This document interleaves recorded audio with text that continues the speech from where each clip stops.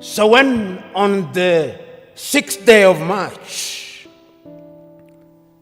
Ghana regained her independence as Ghana, it was then Gold Coast, I think the most eloquent and the most passionate warrior for Pan-Africanism was Nkrumah. He said on that day, and again later, that the independence of Ghana means nothing if the rest of Africa is not free. And he meant it, because when Ghana regained independence in 1957, 1 year later, Guinea regained her independence. A year later, the French Sudan, or what we now call Mali, regained her independence. They signed a pact to create what they call the African Union. They thought at that time that that would be Africa in her embryonic days. And they invited Patrice Emery Lumumba in 1961, but of course Emery Lumumba was then assassinated in the month of January 1961. And he won. This is one of the things that always stands out in my mind.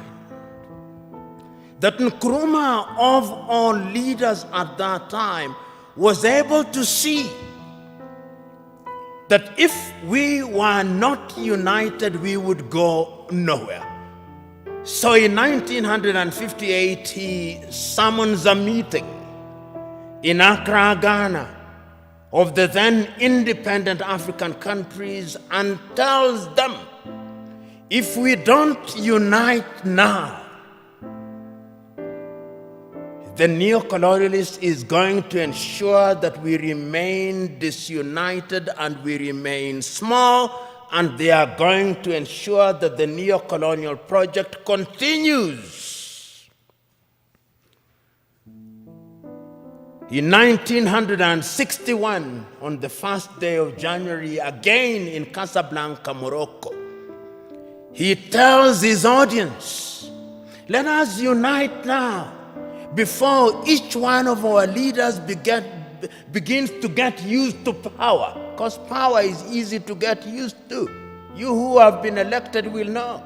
Once you become a minister and you become used to people saluting you and opening your doors, if it happens for 1 month, you will find it very difficult if you lose your ministerial position when there is nobody to salute you and to open your doors. That is how attractive power can be. And he warned the people then. But the colonial project was alive and well, because as they were meeting in Casablanca, Morocco, there was another group that was meeting in Monrovia in Liberia. That is how Africa started splitting, creating two groups, the Casablanca group and the Monrovia group. The Casablanca group, which comprised, I think famously, Kwame Nkrumah was there from Ghana, Gamal Abdel Nasser was there from Egypt, Ahmed Ben Bella was there from Algeria, Modibo Keita was there from Mali. They took the view, unite now. The Monrovia group comprised of William Tubman at that time. Emperor Haile Selassie was also in the Monrovia group. Mwalimu Kambarage Nyerere was in the Monrovia group. They took the view, we want to unite, but gradually. Let it be gradual.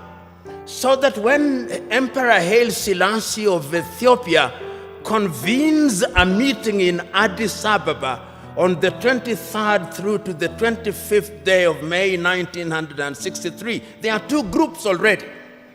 The Pan-African agenda is already being watered down. There is the Casablanca group and there is the Monrovia group.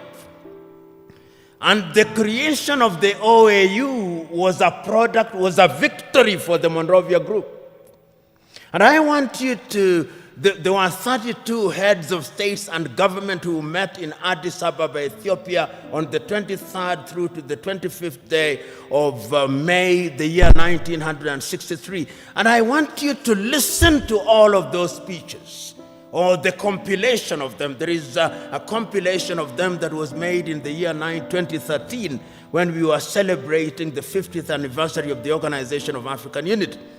And listen to all the speeches, and I pick out a speech from the leader of Central African Republic, David Dacko. David says, Central African Republic is so small that if we are not a part of an African Union, the French will come again. And they have come again. Mwalimu Nyerere of Tanzania says, we are not here in order to remind ourselves of how important unity is.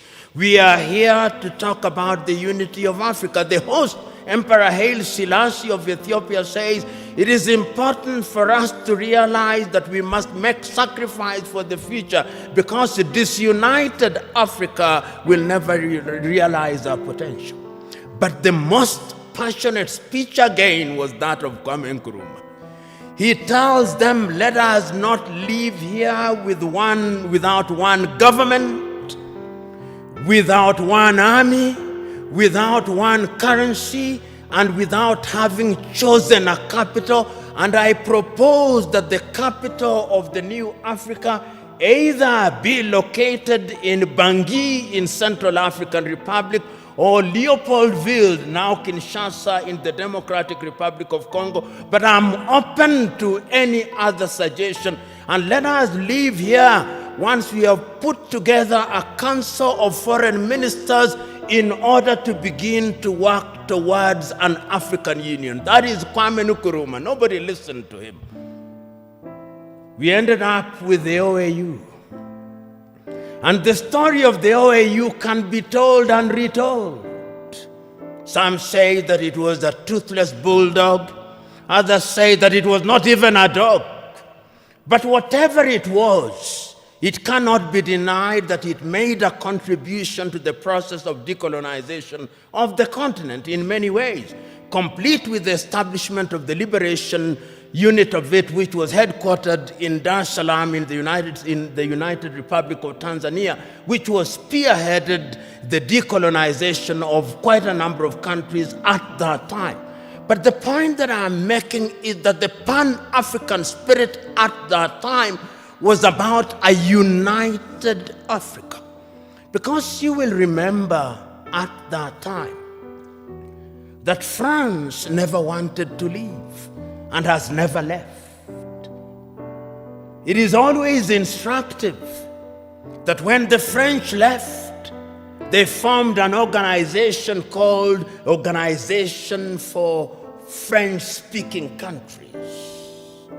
The British also created their own Commonwealth of Independent Nations. But what is instructive is that the Queen is always the head of those independent nations. I've never understood that. Perhaps the presidents do. The Portuguese, of course, you know, never left easily.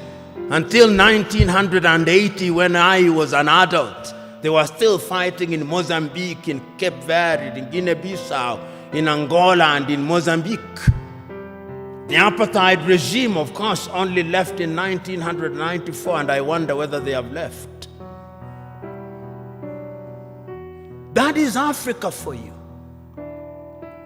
So that the fears of Kwame Nkrumah that if we were not united, we would have problems, started haunting us.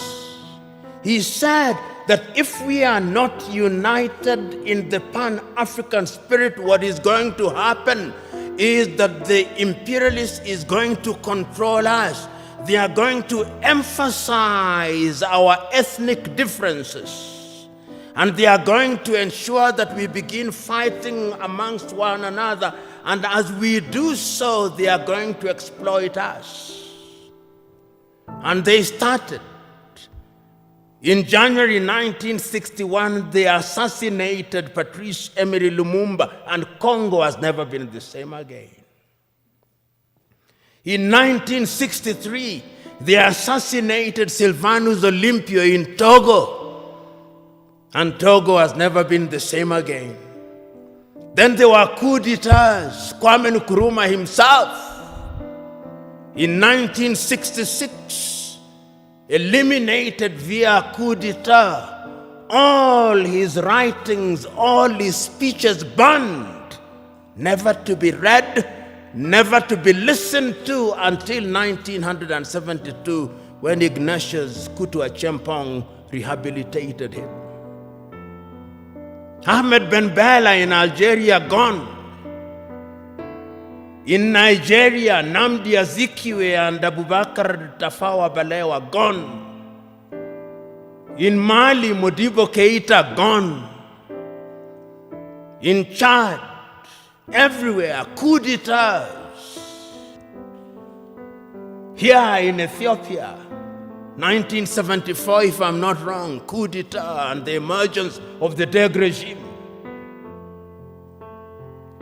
In East Africa, Uganda, coup d'etat, mutinies in Kenya, Uganda, Tanzania in 1971. All orchestrated because we were disunited and we were weak.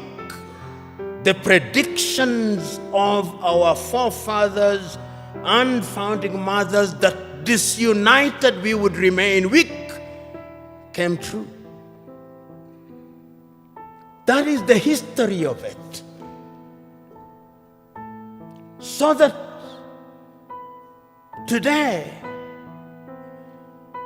when we talk about the African continent and we talk about Pan-Africanism, we must understand it in the context of that history. And you will remember that it is not as if Africa never realized or never recognized that our weakness would be in our disunity. We did. We did. Because regionally we were trying to integrate. We were in the East African community, we were creating the East African community. In South Africa, we were creating SADC. In West Africa, we were creating ECOWAS. In Central Africa, we were creating the Organization of Central African Communities. In the North, we were creating the Maghreb. Even in this region, we were converting IGAD into something in the nature of an economic community. We were creating COMESA. We were aware that Africa could only operate and operate meaningfully if we were integrated. We are not trading with one another. Intra-African trade is not anything beyond 15%, the lowest anywhere in the world. If you look at all our sectors and look at them, look at our agriculture, almost all African countries are net food importers.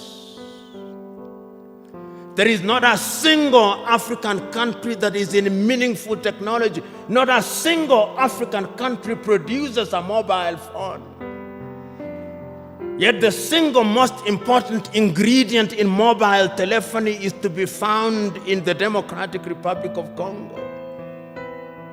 Not a single African country produces a car other than assembling completely knocked down kits. There is no meaningful production of pharmaceutical products in Africa. And if there was any doubt, COVID exposed it.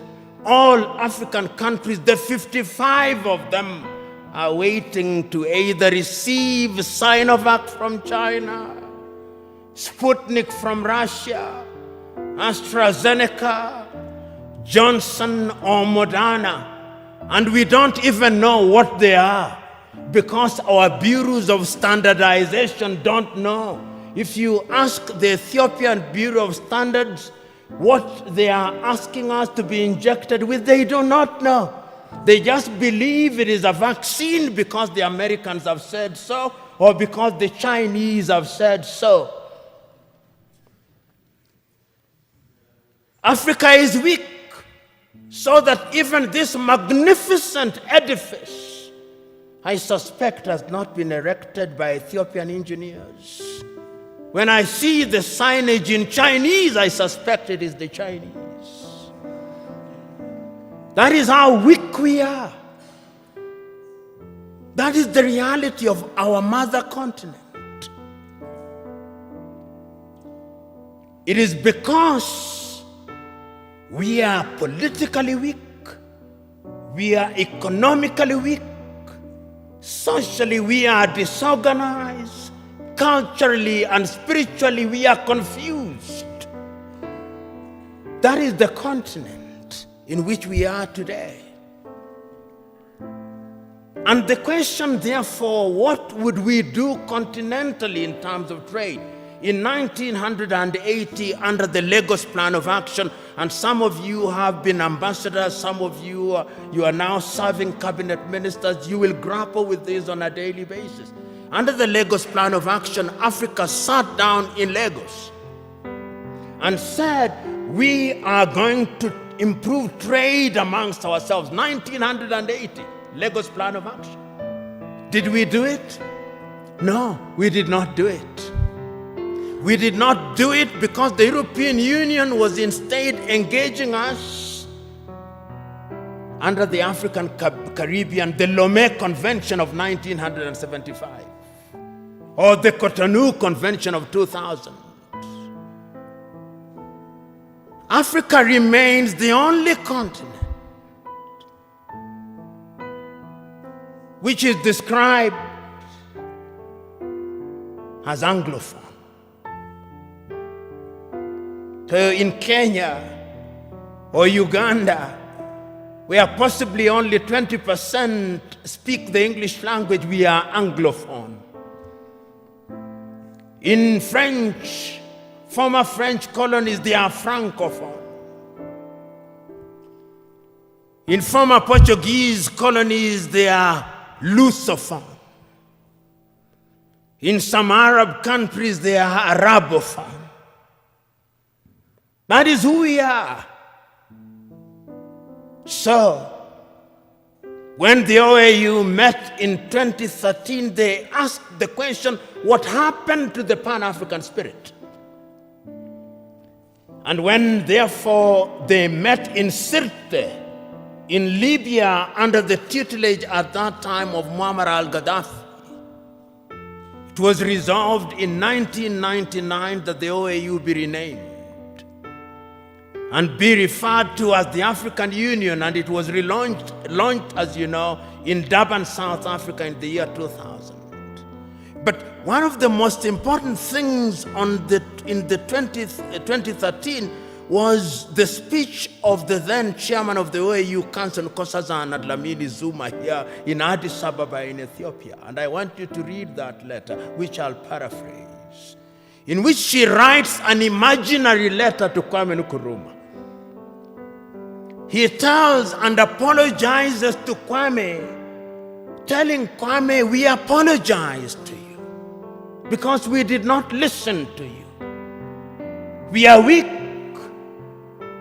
because we did not listen to you. We are divided into 54, 55, depending on whether the Moroccans agree that Sahrawi is a country. Nobody cares about us. And brothers and sisters, if you want to know how weak we are, and we are weak, look at how we are treated. Last month,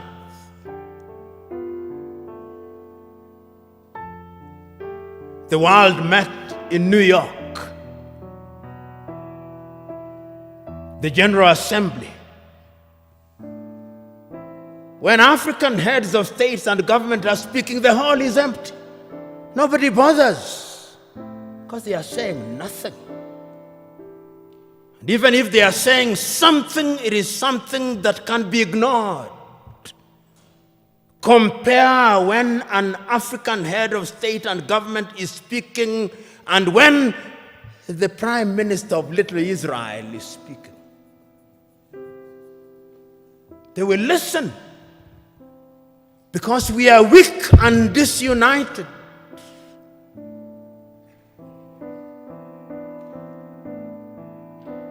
So we have a weak continent because the spirit of Pan-Africanism disappeared.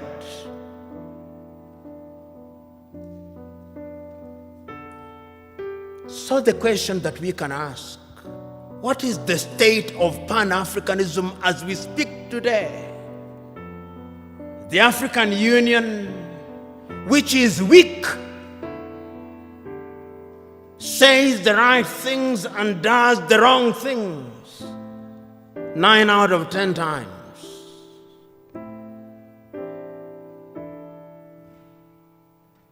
And what are the critical areas in which we are weak? We are weak politically because nobody listens to us. On the 3rd day of March 1900, on the 6th day of March 1997, Mwalimu Julius Kambarage of Tanzania, speaking in Accra, Ghana, on the occasion of the 40th anniversary of the independence of Ghana, said, the speech is entitled, "We Unite or We Perish." And Mwalimu says, I want to apologize to Kwame Nkrumah. Those of us who believed in gradualism were wrong. Nkrumah was right.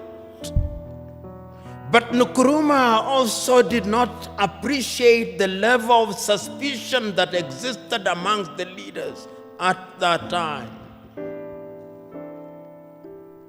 Our generation, he says, fought for the liberation of Africa. It is the duty of the new generation to carry the torch forward, he says in his plea.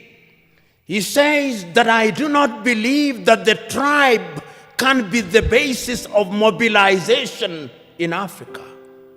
And he said that as I travel across the world, people do not care about our Tanzanianness or our Ghanaianness or our Kenyanness or our Ethiopianness. In their eyes, we are all Africans.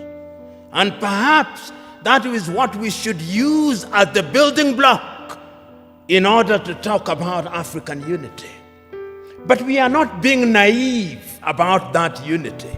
Because sometimes when we talk about Pan-Africanism and about African unity, people think we are being too simplistic about it. No, it is not being simplistic and being naive. It is recognizing that as long as we remain the way we are, then Africa in the next 25 years will be recolonized. You know, what is the state of Africa as I speak now? What is the state of your continent as we speak now? Because of our disunity. Because when we are disunited, then it is good for Europe and America. Look at the state of your continent as I speak. Conflicts of one kind or another. I'll name the countries just for you to know how bad it is, because that is how it is. Go to northern Mozambique. The gas that is there cannot be produced because there is conflict. Northern Mozambique. Go to Somalia.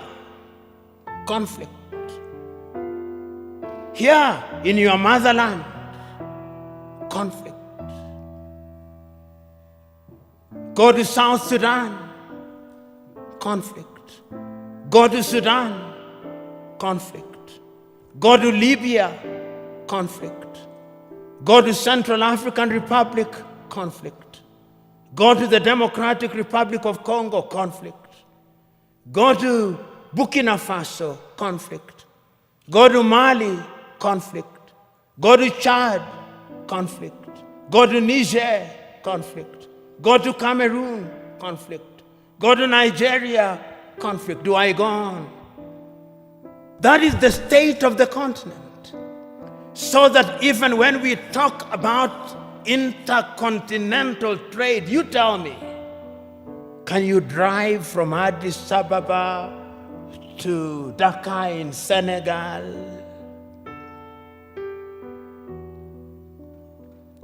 Unless you are Daredevil himself.